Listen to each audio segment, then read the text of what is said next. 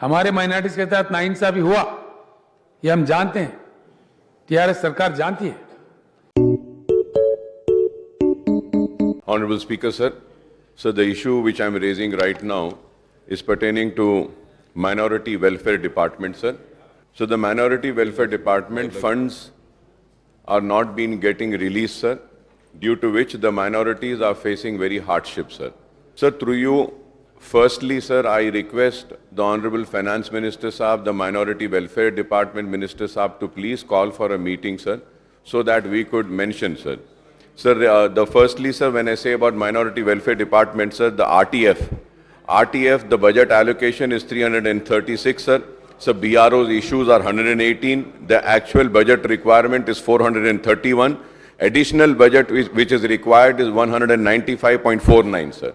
Sir, when we talk about MTF, sir, the budget allocation is 70.880, sir. The BROs issued are 35.40, sir. The actual requirement is 88.06 crore, sir.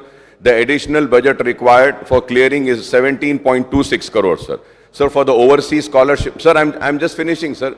Sir, for overseas scholarships, the budget allocation was 118, sir. The BROs issued were 59, sir. The actual budget requirement is 178.01. The additional budget required is 60.01 crore, sir. Pre-matric scholarship, sir, budget allocation was 1.73, sir.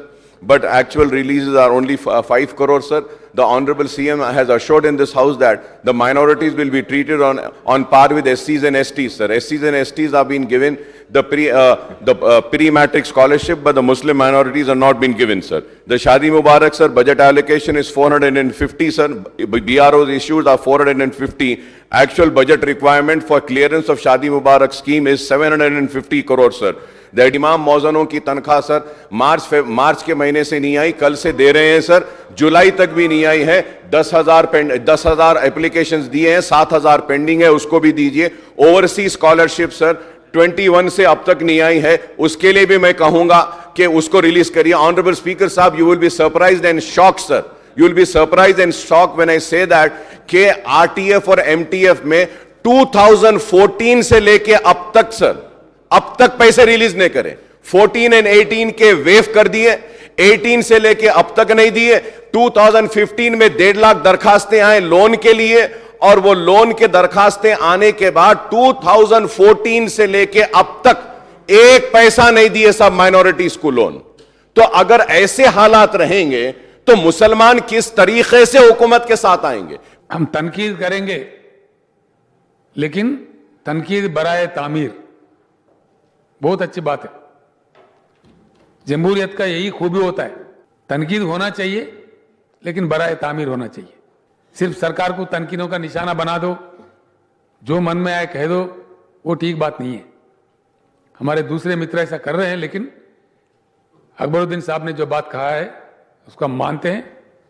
लेकिन एक बात मैं सही करना चाहता हूं कि minorities के लिए 1% भी बजट खर्च नहीं होता, ये बात सच नहीं है सर। माइनॉरिटीज के लिए जो बजट दिया गया, ठीक है, दिया गया। अकबरुद्दीन ओवैसी साहब, it is to the benefit of all the members. मैं ये ऐलान करता हूं कि हर वो शोबे हयात में SC ST को जो स्कीम अमल में लाया जाएगा, वो सारे के सारे मुसलमान भाइयों के लिए अमल हो जाएगा। आप DSC के लिए मांग कर रहे थे, बार बार कर रहे थे हैवान में, जल्द से जल्द 900 उर्दू टीचर वैकेंसीज को भर्ती किया जा रहा है कि उर्दू सेल्फ फाइनेंस कोर्स को सरकार खुद ले लेना चाहिए। हमने कल ही इसका ऑर्डर दे दिया, आपको मैं जीओ कॉपीज भेज देता हूं। उर्दू अकादमी को ठीक करने के लिए एक कदम उठा रहे हैं सरकार, पहली बार। ये 66 पोस्ट जो ले रहे हैं, ये मल्टीपर्पज काम करेंगे। इन 66 लोगों को 60 दिन के अंदर रिक्रूट करके या इनको अपॉइंटमेंट करेंगे, ये मैं आपको आश्वासन देता हूं। आपके कहने से ही मैंने प्राइम मिनिस्टर साहब को चिट्ठी लिखी थी कि नीट एग्जाम जो कंडक्ट किया जाता है सारे देश भर में, उसमें उर्दू में लिखने का मौका दिया जाए। मरकज का सरकार ने इसको मान लिया और नीट में उर्दू में एग्जाम लिखने का मौका भी दे दिया। आपका मुतालिबा ये भी था, हमारे तारीखी कॉलेजेस है फलुकनुमा और चंचलगुड़ा, इनके लिए बिल्डिंग सैंक्शन करने के लिए हमने इसका ऑर्डर दे चुके हैं। मैं आपका शुक्रिया अदा करता हूं। वहां पे भी स्कूल बनाने का एक दरगाह की जगह पे आपने बात किया है, और आप 25 लाख का राशि आपके तरफ से भी डोनेट करने की भी बात कहा। जल्द से जल्द उसका सैंक्शन भी कर लेते हैं। उर्दू सेकंड लैंग्वेज, ये भी बड़े दिन से डिमांड है हमारे पास। आज मैं ऐलान करता हूं, सारे तेलंगाना रियासत में Urdu will be considered, Urdu will be practice as a second official language.